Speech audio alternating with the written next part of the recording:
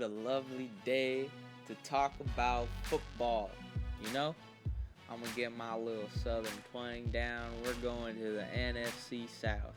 Let's get divisional. Cut the crap. Alright, so we're gonna start in Hotlanta, that being the Atlanta Falcons. As I've said in previous episodes, I go on ourlads.com. I use Fantasy Pros. I use the Footballers, Pro Football Focus. I use it all. And then I make my own decisions. I got these Google Sheets and stuff. I'll be doing some computer, screen videos that I'll be recording and breaking it down on how my analysis is done, why I did what. And all right, back to Hotlanta.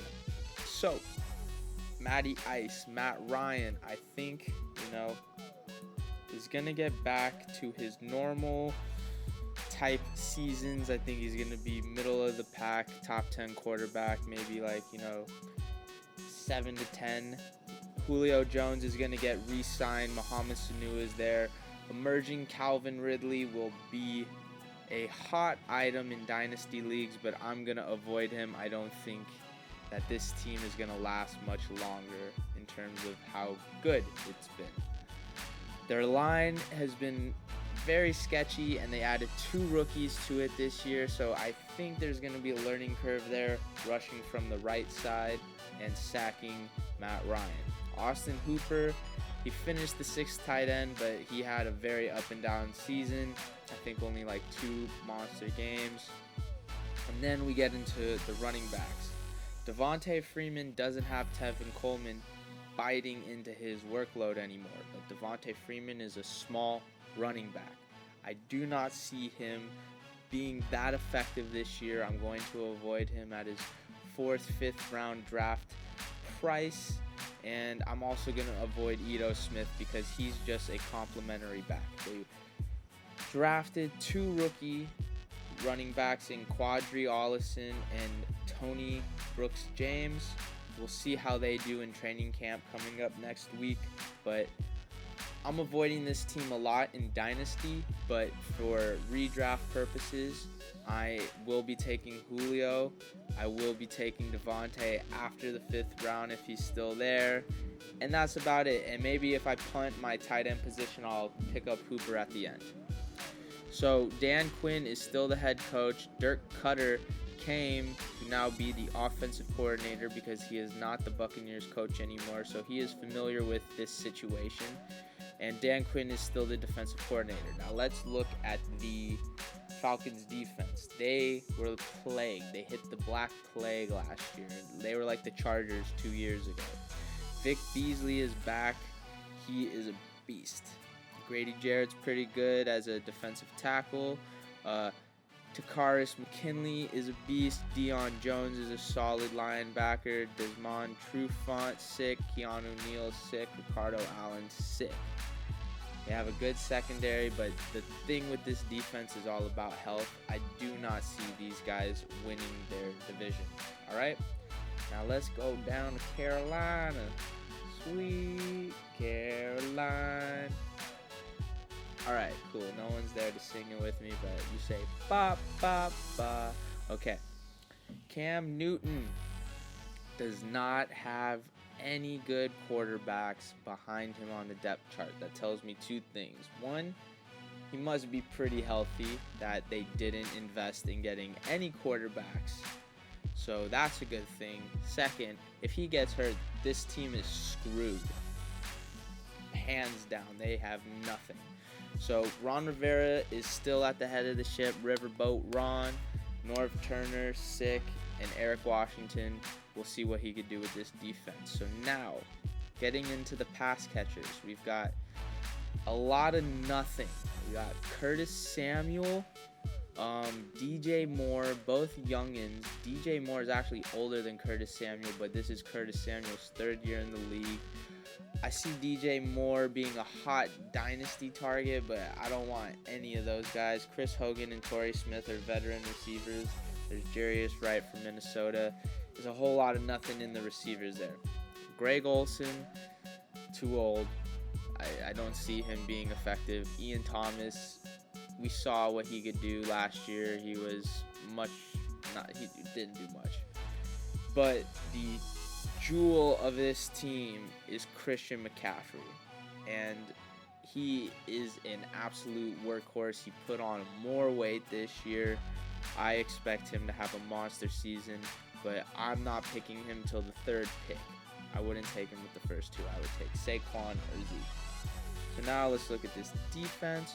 We got Bruce Irvin from Atlanta. Dontari Poe came to the Panthers as well. Gerald McCoy came from the Buccaneers. So already they got the veteran presence up front. That should be good, but, they're slow.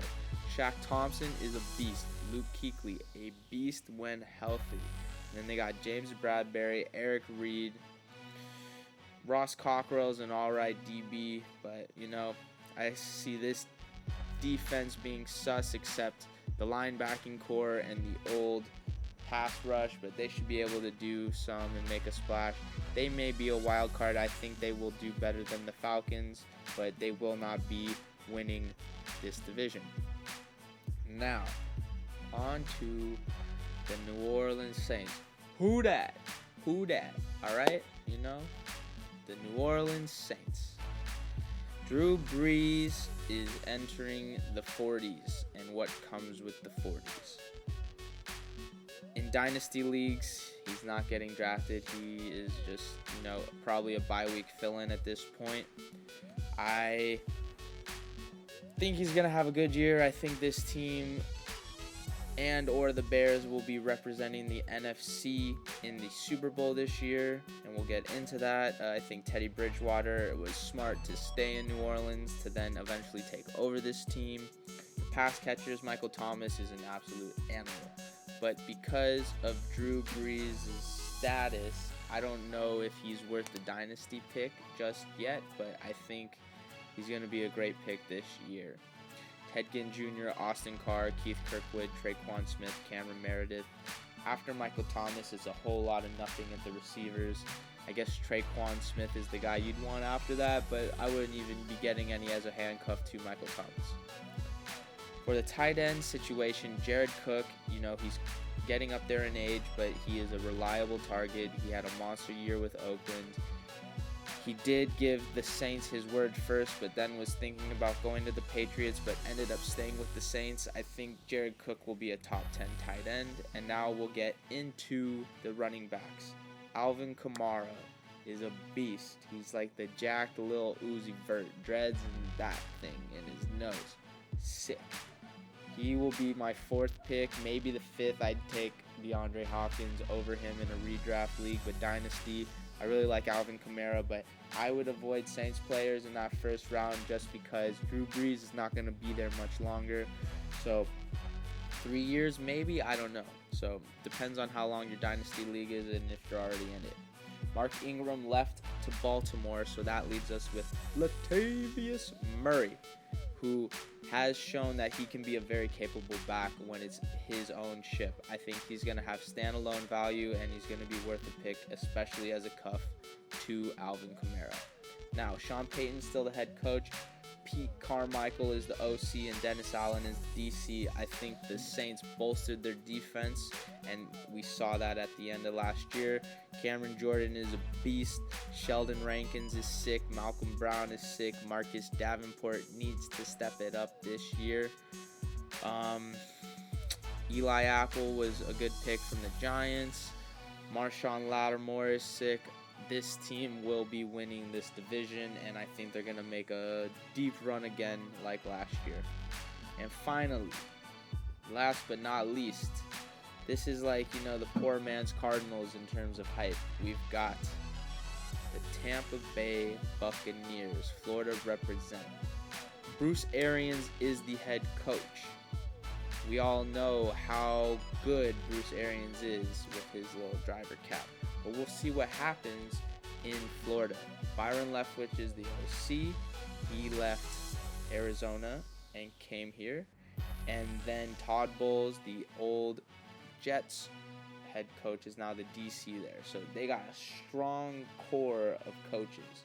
Now let's see if they could do it with the personnel. famous Jameis Winston, I think, is going to have a big year, top 15, solely because they're going to be throwing the ball a lot. Now, Mike Evans, monster year. I'm taking him in the second round. I love Mike Evans. I think he's going to be a beast. Chris Godwin, I think, is also going to be a beast, but his draft capital is a little too expensive for me. Is going in like the 4th, 5th round. I will wait a little longer just because he's unproven in the position, but the opportunity is there, which then makes him a good risk that he could be good, especially if Mike Evans goes down. Tight end position, O.J. Howard is a beast, but health is a concern. Same with Cameron Brate. But Winston loves targeting both of them, so I think O.J. Howard is going to have this job until he gets injured, and then it'll be the Cameron Brate show. But I will be spending a draft pick on Mr. Howard and just hope he stays healthy. Now with the running back situation. Peyton Barber's number 1 on the depth chart, but I think Ronald Jones, fight on, is going to eventually usurp this job in training camp and be the starter by the end. And Bruce Arians has produced a lot of good fantasy running backs. David Johnson is one of them, and we like David Johnson. So I think Ronald Jones is finally going to step up because he just wasn't getting it in Dirk Koetter's offense last year, and he's going to be a sneaky breakout pick this year. Now, let's look at this defense. Jason Pierre-Paul, beast. Ndamukong Suh, beast. Vita Vea, beast.